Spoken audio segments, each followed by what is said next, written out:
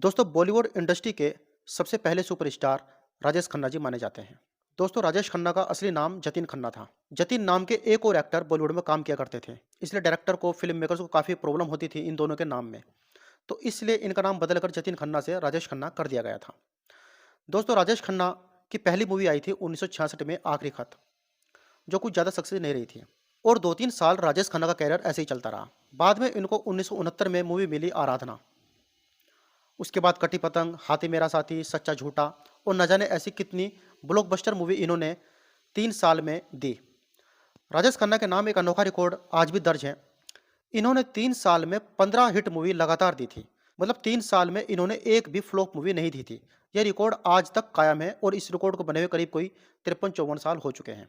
दोस्तों राजेश खन्ना का स्टारडम इतना भयंकर था, इतना ज़बरदस्त था, उनका इतना तगड़ा क्रेज लड़कियों के बीच में था। अगर उनकी गाड़ी किस सड़क पर किसी फिल्म मेकर्स के घर के बाहर अगर खड़ी दिखाई दे जाती थी, तो उनके फैंस, जो खासकर लड़कियां होती थी, उनकी गाड़ियों को लिपस्टिक से और चूम चूम कर उसको लाल बना दिया करती थी। लेकिन दोस्तों एक कहावत है कि आदमी की किस्मत कब बदल जाए, आदमी कब आसमान से धरती पर आ गिरे, आदमी कब अर्श से फर्श पर आ गिरे, कोई कुछ नहीं कह सकता।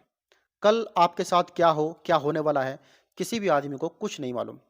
इसलिए कभी भी आदमी को अहंकार में नहीं रहना चाहिए। दोस्तों राजेश खन्ना ने अपने पर्सनल जीवन में और अपने प्रोफेशनल जीवन में कुछ ऐसी गलतियां की जो उनको नहीं करनी चाहिए थी।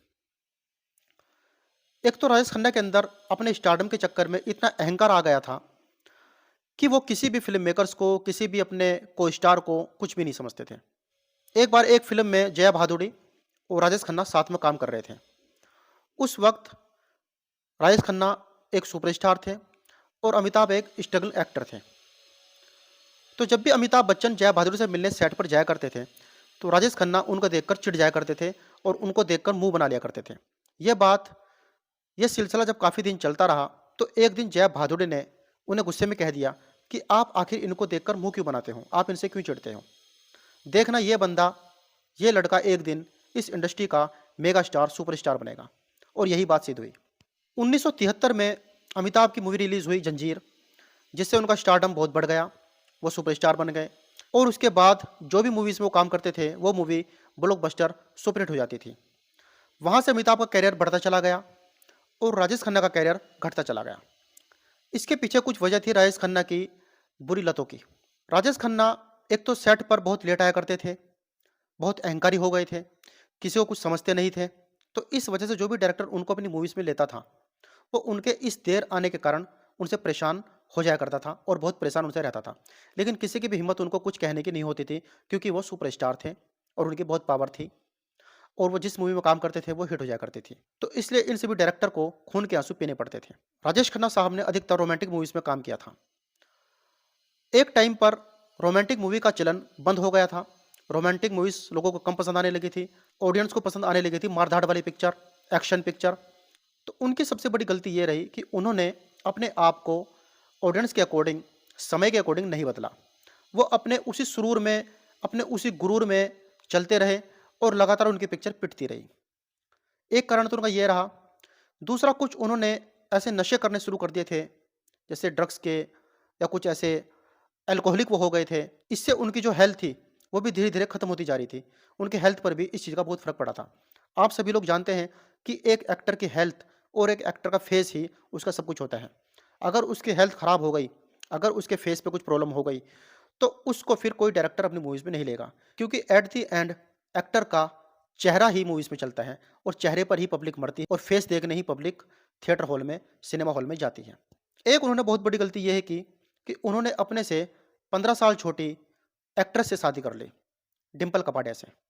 डिंपल कपाडिया की शादी जब राजेश खन्ना से हुई, उस वक्त उनकी उम्र मात्र 17 से 18 साल थी और राजेश खन्ना की उम्र उस वक्त करीब कोई 31 साल थी।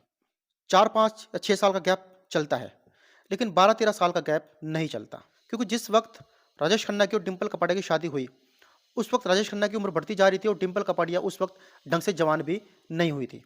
कुछ ऐसा भी सुना जाता है कि खन्ना साहब ने अपने कुछ एक्स्ट्रा मैरिटल अफेयर रखे हुए थे। इनके अफेयर टीना मुनीम के साथ हुआ। उस अफेयर के कारण डिंपल कपाडिया इनको छोड़कर अपने बच्चों के साथ चली गई थी। हालांकि इनको डाइवोर्स नहीं हुआ था, लेकिन ये दोनों उसके बाद सेपरेट ही रहे। फिर इन्होंने कुछ नशे की लत पाल ली थी, सेट पर देर से जाया करते थे। इन्होंने ऑडियंस के अकॉर्डिंग, समय के अकॉर्डिंग, टाइम के अकॉर्डिंग अपने आप को चेंज नहीं किया। ये अपने रोमांटिक फ़िल्मों के सुरूर में ही रहे। अपना घमंड, अपनी अकड़ इन्होंने कभी कम नहीं की। इससे क्या फ़र्क पड़ा कि इनका जो प्रोफ़ेशनल और पर्सनल जो इनकी लाइफ़ थी, उन दोनों पे ही फ़र्क पड़ा और ये दोनों ही चीज़ें इनकी बुरी लत के कारण इन्फ्लुएंस्ड हुई।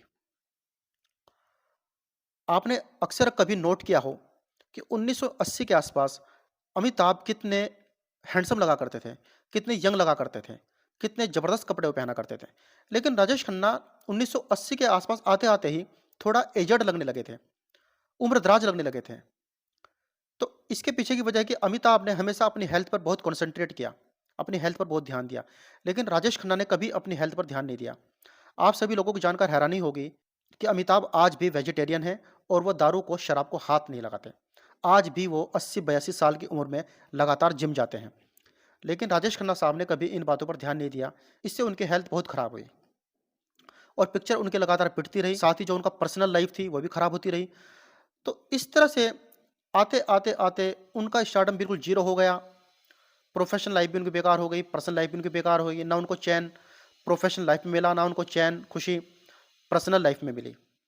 और आपने देखा होगा कि इतना बड़ा एक्टर, इतना बड़ा स्टारडम रखने वाला एक्टर लास्ट में गरीबी और तन्हाई में मरा। राजेश खन्ना को जब लास्ट में कैंसर हुआ, तो उनकी मौत बहुत तन्हाई में और बहुत ही गरीबी में हुई। उनको देखने वाला, उनका रिश्तेदार कोई भी नहीं था। तो दोस्तों, एक बात मैं आप लोगों से कहना चाहता हूँ कि कभी भी अपने अंदर इतना अहंकार मत पालिए कि जिससे आपका जीवन ही बेकार हो जाए। हमेशा एक बैलेंस्ड जीवन में बनाकर चलिए, प्रोफेशनल लाइफ में और पर्सनल लाइफ में। समय के अकॉर्डिंग अपने आप को चेंज करिए, क्योंकि समय किसी के लिए नहीं रुकता। अगर आप समय के हिसाब से चलेंगे तो डेफिनेटली आप कामयाब रहेंगे। और कभी भी अहंकार मत पालिए, क्योंकि अहंकार तो रावण का भी नहीं रहा। मैंने राजेश खन्ना साहब की सभी मूवी देखी हैं, जैसे कि रोटी मूवी उनकी आराधना, कटी पतंग, हाथी मेरा साथी, रोटी, राजपूत, स्वर्ग, ये उनकी बहुत ही बेहतरीन मूवीज़ हैं और एक्टिंग तो बहुत ज़बरदस्त वो किया करते थे। उन्होंने 3 बार फ़िल्म फेयर अवार्ड भी जीता है। तो दोस्तों, ऐसे अच्छे एक्टर को, ऐसे सुपरस्टार को, इतने तगड़े स्टारडम रखने वाले व्यक्ति को मैं दिल से सैल्यूट करता हूँ। जय हिंद, वंदे मातरम दोस्तों।